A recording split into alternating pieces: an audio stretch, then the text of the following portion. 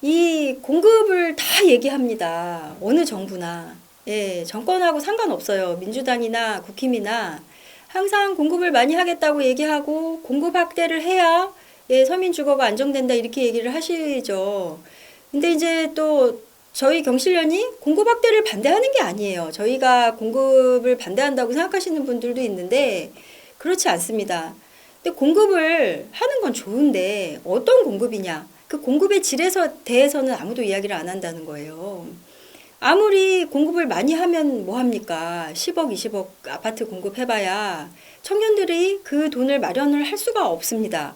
그리고 이 부동산에 대해서 계속적으로 이렇게 부동산을 사서 돈 벌고 사서 돈 벌고 가격이 올라가서 돈 벌고 막 이렇게 이제 어떤 투기 심리로 부동산을 내가 정말 거주 목적으로 사는 것이 아니라 어떤 투기 목적으로 예, 가격이 올라서 내가 이 자산을 축적하려고 하는 이런 목적으로 부동산을 살려고 하는 이상 자꾸 무리한 대출을 받게 되고 그 10억, 20억 아파트를 살 만한 여유가 안 되시는 분들이 예, 무리하게 이렇게 주택을 자꾸 살 수밖에 없게끔 예, 이렇게 만드는 어떤 사회적 그런 분위기 예, 이런 것들이 오히려 더 문제다. 그리고 지금 이제 이런 여야를 비롯한 예, 정부가 항상 말하는 이 공급 확대가 예, 도대체 누구를 위한 공급이냐, 정말 서민 주거 안정을 위한 공급이냐, 예, 이런 거에 대해서 저희는 다시 한번 이제 좀 말씀을 드리는 거고, 지금 이제 공급이라고 하면 기존 도심 지역의 재개발 재건축을 통한 공급이거나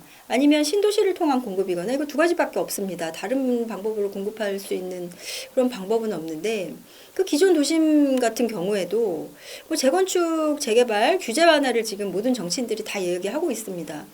근데 그 규제 완화를 했을 때 결과적으로는 어떤 결과가 되냐면 이제 기존에 그냥 부동산을 소유하고 있는 분들, 규제 완화를 통해서 용적률이 높아지고 개발을 통해 가지고 발생되는 그런 이익이 커지면 결국은 기존 토지 소유자들이 다 그 개발 이익을 가져가게 되는 그런 구조밖에 안 되는 겁니다. 어떻게 보면 그냥 기존 아파트 소유자분들 뭐 그냥 뭐 수십 년 동안 뭐 그 주택을 소유를 해오시던 분들이든 아니면 개발을 바라고 뭐 투기 목적으로 이제 이 시장에 들어오신 분들이든 관계없이 그분들에게 이런 개발 이익이 모두 돌아가는 그런 결과가 되는 거고 오히려 기존에 이제 그런 주택들에 거주하고 있던 그런 그 주거 생태계가 또 깨지는 그런 결과가 됩니다. 그래서 기존 소유자분들이 이렇게 새 아파트를 지었을 때 예, 기존 주택에 살고 계시는 분들이 10억, 20억짜리 아파트를 공급했을 때 그 아파트를 과연 그 추가 분담금을 납부하고 뭐 이렇게 하면서 이제 그 소유할 능력이 되느냐. 그리고 그 새 집을 공급했을 때 그 비싼 주택을 이 지금 청년 서민들을 위해서 공급할 수 있는 그런 주택이 맞느냐.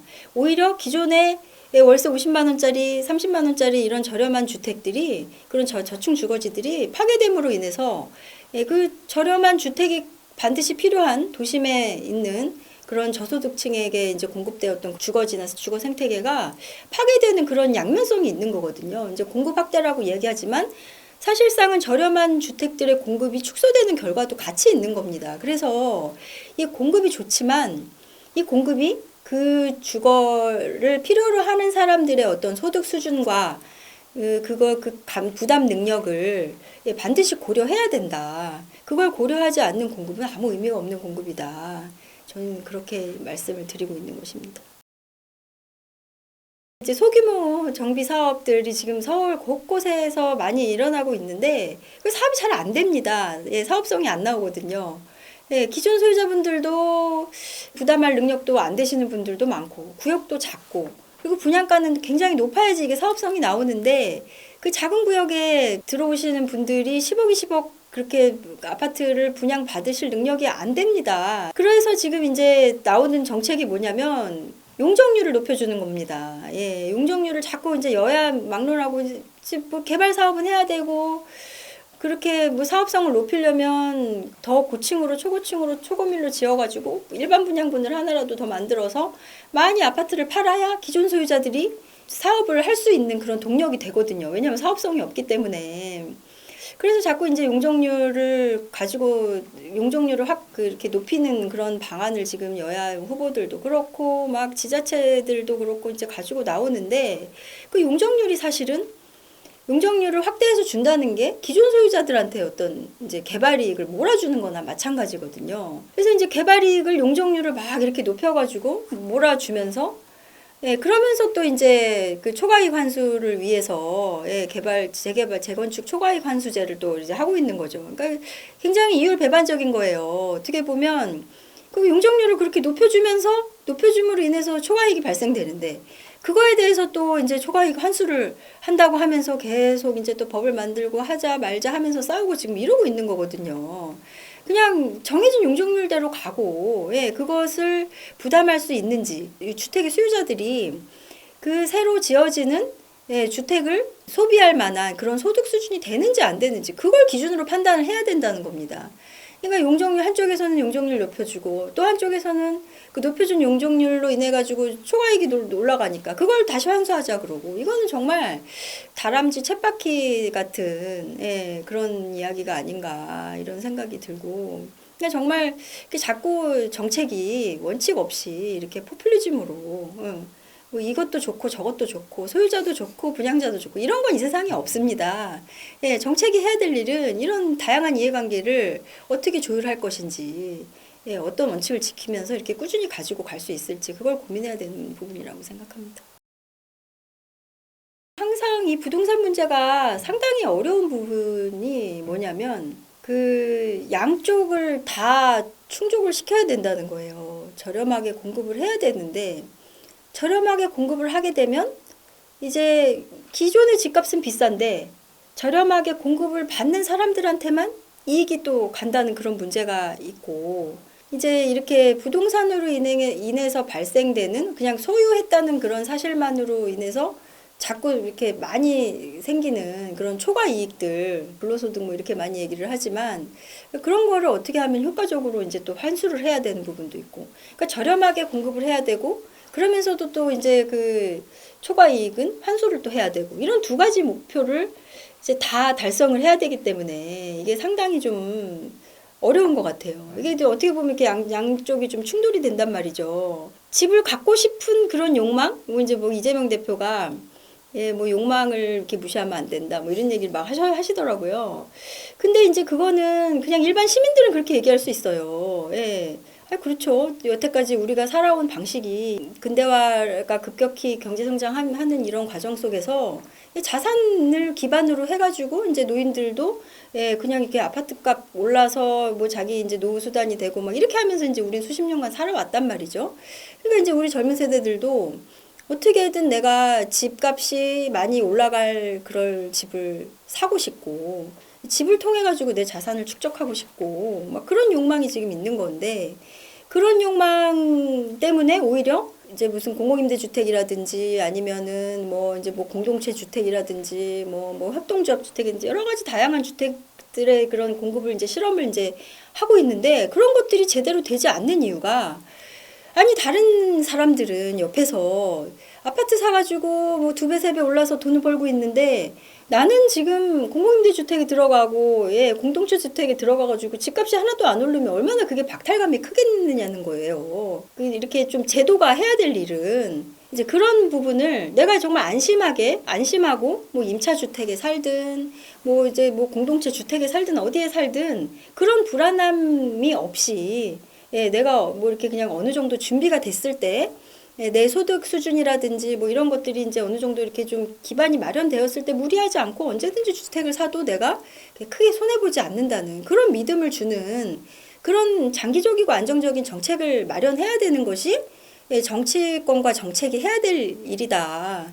예, 그냥 막연히 예, 뭐 이렇게 욕망을 뭐 무시할 수 없다. 예, 그거는 정말 그냥 일반 시민들이나 할 수 있는 얘기 아닙니까? 예.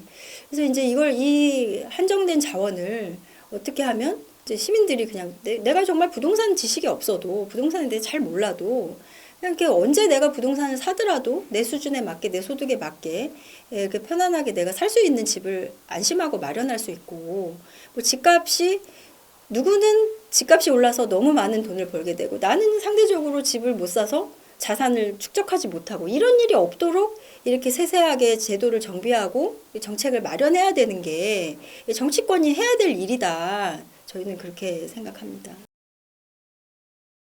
그러니까 지금 공급 확대라는 그런 환상, 신화 이런 것들이 이제 널리 퍼져 있는데 우리가 지금 이제 어떤 공급인지에 대해서 다시 한번 얘기해야 된다.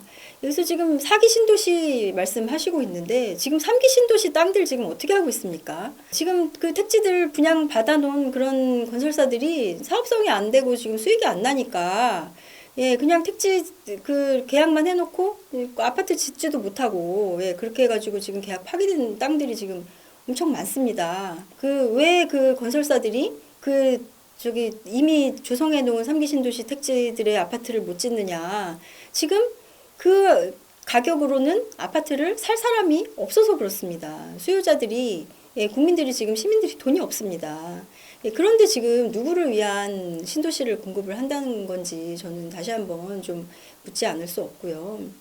공급 확대를 저희도 이제 반대하는 건 아니지만 그 공급을 예, 어디에 눈높이를 맞춰서 누구에게 어떻게 공급할 건지 시민들이 안심하고 예, 그 부담 가능한 그런 수준에서 살 수 있는 그런 주택을 이제 만드는 것이 이제 정치권의 목표여야 되고 그냥 막연한 공급 확대가 아니라 부담 가능한 주택을 어떤 구조를 통해 가지고 공급할 건지 그리고 자산 가격이 이렇게 폭등함으로 인해 가지고 생기는 그런 그 초과 이익을 어떻게 이제 효율적으로 이제 조금씩 이렇게 환수할 것인지 그래서 필요한 사람에게 돌아가게 할 것인지 예, 이런 고민을 좀 예, 정책에 좀 담았으면 하는 바람이 있고 여야를 비롯해서 어느 이제 후보들에게도 이런 고민이 좀 보이지 않는 것 같아서 안타깝게 생각하고 있습니다. 공시제도를 우리나라가 이제 89년도에 이렇게 토지 공개념이 확산되면서 이제 공시법을 제정하고 공시제도를 마련을 한 지가 지금 30년이 넘었습니다. 근데 이제 공시 가격이 항상 논란의 중심에 있습니다. 이게 도대체 얼마나 시세를 반영하느냐, 현실화율이 얼마냐, 뭐 이제 이런 것부터 시작해가지고 이제 논란의 중심에 있는데 이게 오랜 기간 이렇게 운영이 되어 오면서 너무나 이렇게 좀 누더기가 되었습니다, 지금. 그래서 이제 정권이 들어오면서 뭐 이렇게 정권의 입맛에 따라서 막 현실화를 또 확 높였다가 또 낮췄다가 예, 공정시장 가액 비율이라는 또 이상한 제도를 만들어가지고 이상한 비율을 또 거기다 곱해서 또 막 또 다시 낮추기도 하고 막 이렇게 자기들 입맛에 따라서 어떻게 보면은 공시제도는 그 부동산 정책을 펴기 위한 어떤 기초 자료, 기초 데이터 어떤 기본 뭐 이렇게 좀 생각할 수가 있는데 이런 제도가 지금 자기들의 입맛에 따라서 뭐 공시가격 조작 논란도 있고 뭐 여러 가지 하여튼 막 누더기가 되어 있는 지금 상태이고요. 이 이제 기준을 잘 잡고 가는 것이 이제 그 부동산 정책에 있어서는 가장 기본이고 가장 출발이라고 생각하거든요.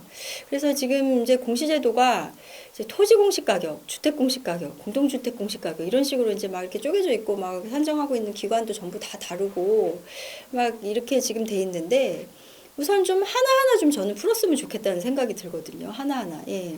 그래서 이제 지금 이렇게 복잡하게 지금 공시제도를 운영할 필요가 하나도 없는데 너무나 그 막 이렇게 막 중복되게 복잡하게 지금 운영되고 있는 이 공시제도를 좀 손을 한번 봐야 되는 게 첫 번째이고 그리고 이제 가격의 기준에 대해서도 이게 이제 실거래가냐, 뭐 시가냐, 아니면 현실화율 뭐 이제 이런 얘기를 많이 하는데 이것도 이제 양날의 검이거든요. 사실 부동산 가격이 높게 거래가 됐을 때 부동산 가격이 계속 상승하는 게 놔두는 게 우리의 목표는 아니란 말이죠, 지금. 근데 이제 그 실거래가 제도가 공개됨으로 인해서 이제 정보가 이게 투명해진 그런 측면도 있지만 또 이제 반면에 이 공개되는 실거래가 제도를 또 악용하는 사람들이 또 이제 생겨난단 말이죠. 그래서 이제 뭐 신고가로 거래된 아파트 같은 경우에는 뭐 몇 달 후에 이렇게 취소되는 취소 사례가 많이 나타난다든지. 그래서 이제 이 실거래가 제도도 얼마나 이게 신뢰할 수 있는 가격 정보이냐.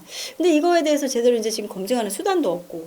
예, 그러다 보니까 실거래가 시세 이런 것들이 사실상 얼마나 이게 정확한 어떤 부동산 가격 가격을 이제 관리할 수 있는 그런 정보를 담고 있느냐 이런 것부터 이제 막 의문이 되는 거예요. 그래서 비싼 가격에 뭐 한두 건이 이제 거래된다고 해가지고 그럼 그게 시세냐 아니냐 막 이런 것부터 이렇게 시작해서 이 가격이 도대체 무엇인지 공시 가격이 지향해야 될 목표가 무엇인지 우리는 부동산 정책의 기본이고 기초가 되는 이 부동산 가격에 대해서 어떤 기준으로 바라봐야 될지 이런 논의부터 저는 좀 다시 한번 해봐야 된다. 예, 그렇게 생각하고 있고. 그래가지고 지금 뭐 여야 정치권도 그렇고 이제 항상 저희도 이제 그렇게 하지만 뭐 현실화율을 뭐 60%로 할 거냐, 70%로 할 거냐, 80%로 할 거냐 이제 이런 거 가지고 지금 주로 싸우고 있는데 저는 이제 조금 더 한 발 더 나아가서 예, 이 가격, 부동산 가격 정보를 어떤 기준을 가지고 바라볼 것인지 요거부터 조금 다시 한번 한 걸음 더 앞에서 좀 논의를 해봐야 된다고 이제 생각하고 있고 그리고 이제 지금 이 실거래 정보들 막 그냥 막 양산되고 이제 언론사들에 의해서 아파트가 뭐 이제 뭐 60억 뭐 80억 뭐 이렇게 막 말도 안 되는 금액이 요즘에 거래되는 것들 하나 나오면 막 대서특필을 막 하지 않습니까? 이제 신문에서 그런 경우에는 정말 좀 냉정하게 봐야 된다. 이 가격에 대해서. 그러면 이제 이 가격을 그럼 그냥 공시 가격으로 이렇게 뭐 60억의 거래가 한 건이 딱 되면 그게 그럼 그 아파트 단지 전체의 가격이 과연 60억이 맞느냐 뭐 이런 것부터 시작해가지고 한 건이 이제 거래됐다고 해서 그걸 공시 가격으로 우리가 인정을 해줄 건지 저는 또 그것도 이렇게 좀 맞는 건 아닌 것 같거든요. 그래서 공시 가격 문제는 이 가격에 대한 우리 부동산 가격에 대한 좀 근본적인 의문을 좀 다시 한번 던져보고 또 이렇게 복잡하기만 하고 정확하지도 않고 뭐 지역별로 뭐 부동산별로 막 이렇게 뭐 용도 지역별로 심지어는 막 실거래가 뭐 현실화율이 다르고 다 막 이러다 보니까 지금 어느 누구도 가격을 제대로 알 수도 없고 기준도 모르고 예, 무슨 근거로 이 가격이 지금 나왔는지도 제대로 국민들 알지도 못하고 뭐 이런 상태로 지금 엉망진창 뒤죽박죽이 되어버린 이런 상태에 있는데 이 공시제도를 가격의 개념부터 시작해가지고 우리가 조금 더 근본적인 의문을 던지고 좀 새롭게 좀 정비를 해봐야 된다 이렇게 생각합니다. 오랜 동안에 이렇게 자산 기반으로 해서 부동산 가격이 폭등하는 그런 기간을 이제 이렇게 여러 차례 거쳐오면서 시민들 모두에게 이 부동산 가격이 오름으로 인해 가지고 내가 아직 내 손에 쥐지 않는 이런 가격 상승의 이익 막 이런 것들이 지금 너무나 이제 이렇게 막 달콤한 그런 예, 불로소득의 그런 환상이 지금 너무나 널리 퍼져 있어요. 근데 그러다 보니까 뭐 이익을 보신 분들도 물론 많겠지만 그렇게 수도 없이 많이 터져 나오는 무슨 분양형 호텔, 지식산업센터, 생활형 숙박시설, 뭐 각종 이제 부동산 상품들 그리고 기획 부동산들이 막 이렇게 쪼개서 팔고 있는 무슨 임야들 뭐 이런 이제 부동산 사기에 걸려든 분들이 너무나 많습니다. 지금은 그냥 이제 뭐 투자를 그렇게 했으니까 당신 책임이지 뭐 이런 식으로 이제 그냥 이렇게 떠넘겨 버리고 예, 그냥 시민들 탓으로 넘겨버리고 지금 이렇게 하는데 이런 부분도 사실은 다 이렇게 정부에서 계속 이렇게 불필요한 장소에 허가를 내주고 건물 짓게 해주고 주거용으로 사용할 수 없다는 걸 알면서도 예, 막 허가를 내주고 그 시민들의 어떤 여윳돈, 여유 자금을 자꾸 모두 다 부동산에 쏟아넣게끔 만드는 예, 이런 제도를 지금 사실은 정부에서는 뒷짐지고 주장하고 있다 이렇게 생각이 되고 이렇게 좀 질서를 잡는 일 어떻게 보면 자원이 효율적으로 배분될 수 있도록 하는 예, 이런 제도를 좀 정비하는데 좀 더 힘을 쏟아야 된다. 부동산 예, 뭐 투자를 막을 수 없다 이런 얘기는 너무나 저는 무책임한 얘기라고 생각합니다. 투자를 뭐 잘 하시는 분들도 있겠지만 이거 너무나 투자를 잘해서 돈을 많이 번 사람이 있는 반면에 잘못해서 쪽박을 찬 사람도 있고 이렇게 되면 이 부동산 시장은 그냥 완전히 도박판 투기판이 되는 거고 예, 모든 그 국민들이 그러면 부동산을 잘 투자해가지고 내가 돈을 벌 수 있게끔 막 그런 데다가 이제 모든 시간과 에너지를 쏟다 보면 이 나라가 어디로 가겠습니까? 이런 부분에 대해서 좀 다시 한번 예, 우리 시민들을 잘 이끌고 갈 수 있는 지도자가 나오기를 바랍니다.